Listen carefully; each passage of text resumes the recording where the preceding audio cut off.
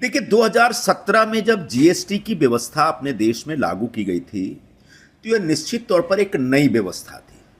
कोई भी नई व्यवस्था लागू होती हो तो पूरी तरह से चुस्त दुरुस्त हो, इसकी गारंटी नहीं दी जा सकती। इसलिए जीएसटी के इम्प्लीमेंटेशन के समय अलग अलग क्षेत्रों से इसका विरोध हो रहा था और ढेर सारी क्रिटिसिज्म हो रही थी। कांग्रेस ने यहां तक कि कहा था कि ये जीएसटी मतलब गब्बर सिंह टैक्स है, और वो बार बार डिमांड कर रहे थे कि 5 जो स्लैब है उसको घटा के 1 करिए। आज 8 साल बाद प्रधानमंत्री श्री नरेंद्र मोदी जी की सरकार ने यह फैसला किया कि जीएसटी में सुधार लाया जाए, जीएसटी में एक नया जनरेशन का चेंज लाया जाए, और उसके तहत अब प्रैक्टिकली 2 स्लैब रह गए हैं, एक 5% का, दूसरा 18% का।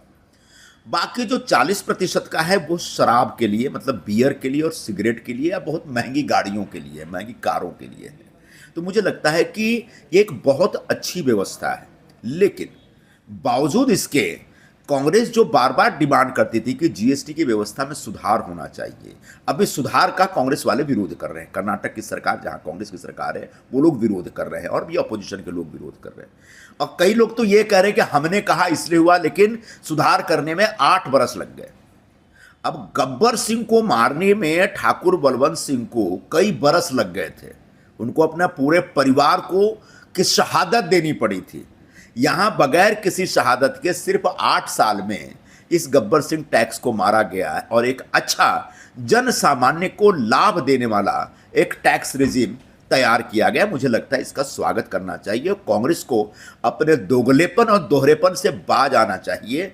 उनके उनकी उनकी ही आलोचना थी, और वो आलोचना सही थी, क्योंकि इस देश के बड़े पैमाने पर व्यापारियों की भी आलोचना थी। व्यापारी जन और जो सेल्फ एम्प्लॉयड लोग हैं, जो सर्विस सेक्टर से जुड़े लोग हैं, वो लोग भी बड़े पैमाने पर जीएसटी की उस व्यवस्था से परेशान थे।